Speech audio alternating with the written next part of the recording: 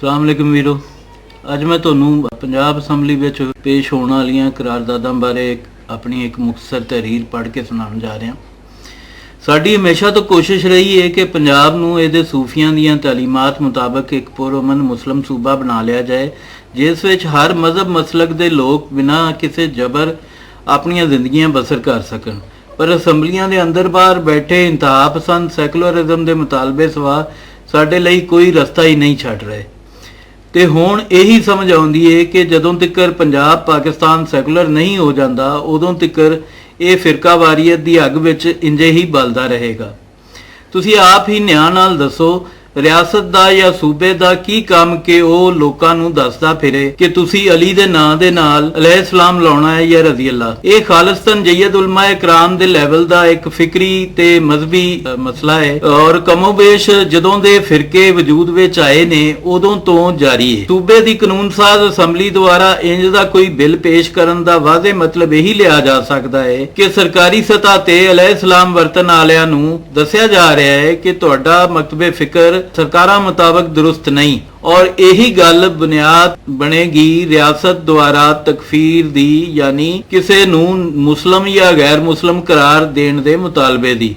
ਕੌਣ ਨਹੀਂ ਜਾਣਦਾ ਕਿ 2-3 ਮਕਾਤਬੇ ਫਿਕਰ ਵਿੱਚ ਅਲੀ ਦੇ ਨਾਂ ਦੇ ਨਾਲ ਜੈਦ ਉਲਮਾ ਇਕਰਾਮ ਵੀ ਅਲੈਹਿਸਲਾਮ ਵਰਤਦੇ ਰਹੇ ਨੇ। ਹੱਤਾ ਕਿ ਬਿੱਲ ਪੇਸ਼ ਕਰਨ ਵਾਲਿਆਂ ਦੇ ਮਕਾਤਬੇ ਫਿਕਰ ਦੇ ਵੀ ਕਈ ਉਲਮਾ ਕੋਲੋਂ ਅਸੀਂ ਹਜ਼ਰਤ ਅਲੀ ਦੇ ਨਾਂ ਦੇ ਨਾਲ ਅਲੈਹਿਸਲਾਮ ਅਕਸਰ ਸੁਣਦੇ ਰਹੇ ਹਾਂ। ਦੂਜੇ ਪਾਸੇ ਪੰਜਾਬ ਟੈਕਸਟ ਬੁੱਕ ਬੋਰਡ ਦਾ ਅਦਾਰਾ ਹੁਣ ਤੱਕ 100 ਕਿਤਾਬਾਂ ਤੇ ਪਾਬੰਦੀ ਲਾ ਚੁੱਕਿਆ ਹੈ ਤੇ ਉਹ ਟੋਟਲ 10,000 ਕਿਤਾਬਾਂ ਦਾ ਜਾਇਜ਼ਾ ਲੈਣ ਦਾ ਇਰਾਦਾ ਰੱਖਦਾ ਹੈ।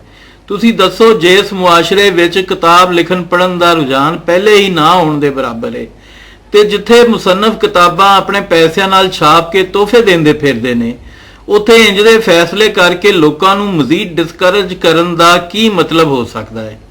ਯਾਨੀ ਲੁਕਾਈ ਨੂੰ ਦੱਸਿਆ ਜਾ ਰਿਹਾ ਹੈ ਕਿ ਤੁਸੀਂ ਲਿਖਣ ਪੜ੍ਹਨ ਵਾਲੇ ਕੰਮਾਂ ਤੋਂ ਦੂਰ ਹੀ ਰਹੋ ਤੇ ਜੇ ਕਿਤਾਬ ਲਿਖਣੀ ਹੀ ਹੈ ਤੇ ਪਹਿਲੇ ਪੰਜਾਬ ਟੈਕਸਟ ਬੁੱਕ ਬੋਰਡ ਤੋਂ ਇਜਾਜ਼ਤ ਲਵੋ। ਮਤਲਬ ਸਰਕਾਰੀ ਸੱਚ ਤੇ ਦਰਬਾਰੀ ਮੁਸੰਨਫ ਸਵਾ ਕਿਸੇ ਹੁਰੀਅਤ ਪਸੰਦ ਮੁਸੰਨਫ ਵਾਸਤੇ ਕੋਈ ਥਾਂ ਨਹੀਂ। ਦੱਸਿਆ ਜਾ ਰਿਹਾ ਹੈ ਕਿ ਸਰਕਾਰਾਂ ਦੀ ਮਨਸ਼ਾ ਤੋਂ ਹਟ ਕੇ ਕੋਈ ਮਵਾਦ ਨਹੀਂ ਛਪੇਗਾ ਤੇ ਬੇਜ਼ਰਰ ਕਿਸਮ ਦੇ ਮਵਾਦ ਤੇ ਵੀ ਤੁਹਾਨੂੰ ਪੰਜਾਬ ਟੈਕਸਟ ਬੁੱਕ ਬੋਰਡ ਤੇ ਇਹਦੇ ਵਿੱਚ ਬੈਠੇ ਲੋਕਾਂ ਦੀ ਬੋਝੀ ਰੁਪਈਏ ਜ਼ਰੂਰ ਪਾਉਣੇ ਪੈਣਗੇ। MD Punjab text book board Rai Manzoor Nasar ਮੁਤਾਬਕ ਉਹ Punjab text book board act 2015 ਜੋ ਕਿ ਨੂਨ ਲੀਗ ਦੇ ਦੌਰ ਵਿੱਚ ਪਾਸ ਹੋਇਆ ਸੀ, ਉਹਦੀ ਬੁਨਿਆਦ ਤੇ ਕਾਰਵਾਈਆਂ ਕਰ ਰਹੇ ਨੇ। ਇਸ ਐਕਟ ਦੇ ਸੈਕਸ਼ਨ 10 ਦੇ ਤਹਿਤ ਕਿਤਾਬਾਂ ਲਿਖਣ ਵਾਲੇ ਨੂੰ ਟੈਕਸਟ ਬੁੱਕ ਬੋਰਡ ਇੰਤਜ਼ਾਮੀਆ ਤੋਂ ਲਾਜ਼ਮੀ ਇਜਾਜ਼ਤ ਦਰਕਾਰ ਹੁੰਦੀ ਹੈ। ਮਤਲਬ ਦੁਨੀਆ ਦੇ ਕਰਪਟ ਤਰੀਨ ਸਰਕਾਰੀ ਮਹਿਕਮਿਆਂ ਵਾਲੇ ਮੁਲਕ ਵਿੱਚ ਰਿਸ਼ਵਤ ਦੀ ਇੱਕ ਹੋਰ ਠਾਰ ਬਣਾਈ ਗਈ ਸੀ।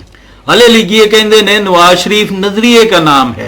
MD Punjab text book board Rai Manzoor media ते आख रहा है कि किताबों के जरिए हमारी नस्लों को तबाह किया जा रहा है। तुसी दसो ये रियासत जा केड़े पासे रही है? नोट किया जाए किवें लोकां दे इज़हारे राय दी आज़ादी ते मुकम्मल पाबंदी लाउण ते इंफॉर्मेशन ते मुकम्मल कंट्रोल हासिल करन दी कोशिश हो रही है। लानत ऐसी जमहूरीयत ते जेदी मौजूदगी विच आमरीयत बिना किसी फौजी डिक्टेटर दे 10 हाथ अगे निकल गई है। किसी भी मुआशरे दी जिहड़ी वंड है ना, वो 2 बुनियादी नजरियात ते मबनी हुंदी है, यानी लिबरल ते कंजरवेटिव या कह लो कि लैफ्ट ते राइट। लिबरल जिहड़ा है ਉਹਦੇ ਵਿੱਚ ਇੱਕ रोशन ख्याल एक मुतदिल मजाज मुसलमान भी शामिल हो सकता है। कंजरवेटिव मतलब एक ऑर्थोडॉक्स किस्म ਦਾ मजहबी आदमी, बुनियाद परस्त किस्म ਦਾ मजहबी आदमी, शिद्दत पसंद कह सकते हो, इंतहा पसंद भी ਉਹਨੂੰ ਕਹਿ ਸਕਦੇ ਹੋ, ਉਹ ਹੁੰਦੇ ਨੇ। ਔਰ ਲੈਫਟ ਰਾਈਟ ਦੀ ਇੱਕ ਇਤਲਾਹ ਹੈ, ਤਫਰੀਕ ਤਕਸੀਮ ਹੁੰਦੀ ਹੈ। ਜਿਹੜੇ ਕਿ ਪ੍ਰੋ ਇਸਟੈਬਲਿਸ਼ਮੈਂਟ ਲੋਕ ਹੁੰਦੇ ਨੇ ਉਹ ਰਾਈਟ ਕੰਸੀਡਰ ਕੀਤੇ ਜਾਂਦੇ ਨੇ, ਜਿਹੜੇ ਐਂਟੀ ਇਸਟੈਬਲਿਸ਼ਮੈਂਟ ਲੋਕ ਹੁੰਦੇ ਨੇ ਉਹ ਲੈਫਟ ਕੰਸੀਡਰ ਕੀਤੇ ਜਾਂਦੇ ਨੇ। ਤੇ ਜਿਹੜਾ ਲੈਫਟ ਹੈ ਉਹ ਤੇ ਤੁਹਾਨੂੰ ਪਤਾ ਹੈ ਕਿ ਇੱਕ ਜਾਲੀ ਜਿਹਾ ਲੈਫਟ ਸਾਡੇ ਵਿੱਚ 47 ਤੋਂ ਮੌਜੂਦ ਹੈ, ਮਸਨੂਈ ਔਰ ਜਾਲੀ ਕਿਸਮ ਦਾ। ਲੇਕਿਨ ਜਿਹੜਾ ਰਾਈਟ ਹੈ ਉਹ ਬੜਾ ਜਤੀ ਸਤੀ ਔਰ ਖਾਲਸ ਕਿਸਮ ਦਾ ਮੌਜੂਦ ਹੈ।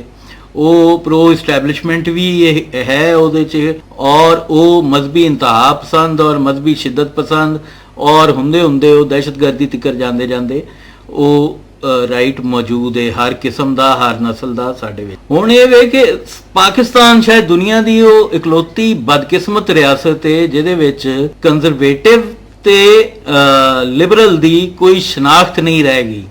ਮਤਲਬ ਦੁਨੀਆ ਦੀਆਂ ਸਾਰੀਆਂ ਰਿਆਸਤਾਂ ਦੇ ਵਿੱਚ ਜਿਹੜੀ ਸਿਆਸਤ ਹੈ ਉਹ ਵੰਡੀ ਹੁੰਦੀ ਹੈ ਕੰਜ਼ਰਵੇਟਿਵ ਤੇ ਲਿਬਰਲ ਦੇ ਦਰਮਿਆਨ, ਨਜ਼ਰੀਆਤ ਦੇ ਲੋਕਾਂ ਦੇ ਦਰਮਿਆਨ।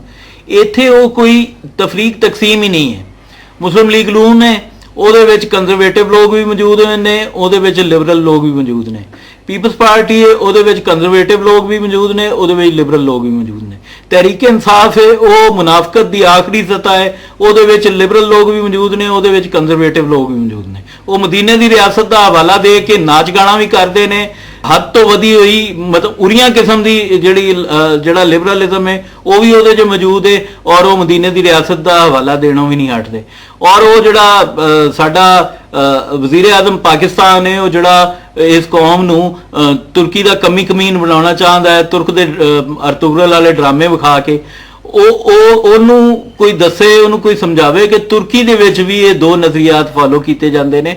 ਤੂੰ ਜਾਂ ਤੇ ਮੁਨਾਫਕਤ ਛੱਡ ਦੇ, ਇੱਕ ਪਾਸੇ ਲੱਗ ਜਾ, ਜਾਂ ਤੂੰ ਫੈਜ਼ਲ ਹਸਨ ਚੌਹਾਨ ਨੂੰ ਪਾਰਟੀ 'ਚ ਰੱਖ ਲੈ ਤੇ ਜਾਂ ਸ਼ੀਰੀ ਮਜ਼ਾਰੀ ਨੂੰ ਪਾਰਟੀ 'ਚ ਰੱਖ ਲੈ। ਮਤਲਬ ਇਹ ਫੈਜ਼ਲ ਹਸਨ ਚੌਹਾਨ ਵੀ ਪਾਰਟੀ 'ਚ ਉਸੇ 'ਚ, ਸ਼ੀਰੀ ਮਜ਼ਾਰੀ ਵੀ ਉਸੇ ਪਾਰਟੀ 'ਚ। ਇਹ ਆਲਮੋਸਟ ਡਾਇਲੇਮਾ ਜਿਹੜਾ ਹੈ ਨੂਨ ਲੀਗ 'ਚ ਵੀ ਮੌਜੂਦ ਹੈ। ਪੀਪਲਸ ਪਾਰਟੀ 'ਚ ਨਿਸਬਤਨ ਘੱਟ ਹੈ, ਲੇਕਿਨ ਪੀਪਲਸ ਪਾਰਟੀ 'ਚ ਹੋਰ ਬਹੁਤ ਸਾਰੇ ਕੰਟਰਡਿਕਸ਼ਨਸ ਮੌਜੂਦ ਨੇ।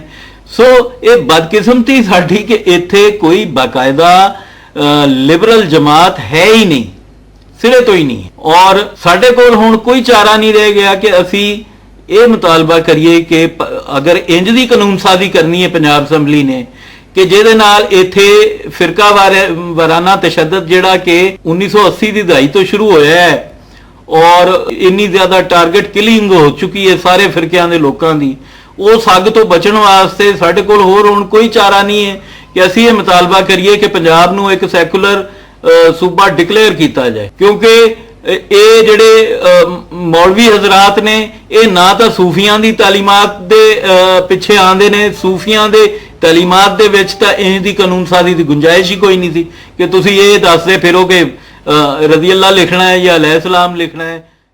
ਮਤਲਬ ਤੁਸੀਂ ਲੋਕਾਂ ਦੀ ਜ਼ਿੰਦਗੀ ਜਹੰਨਮ ਬਣਾ ਰਹੇ ਹੋ, ਜਹੰਨਮ ਦੁਨੀਆ ਤੇ। ਇਹ ਇੰਜ ਦੇ ਲੋਕਾਂ ਵਾਸਤੇ ਜਿਹੜੇ ਕਤਲੇਆਮ ਦਾ ਬਾਇਸ ਬਣ ਰਹੇ ਨੇ ਔਰ ਜਿਹੜੇ ਮੁਆਸ਼ਰੇ 'ਚ ਅੱਗ ਲਾਉਣ ਦਾ ਬਾਇਸ ਬਣ ਰਹੇ ਨੇ। ਰੱਬ ਰੱਖ।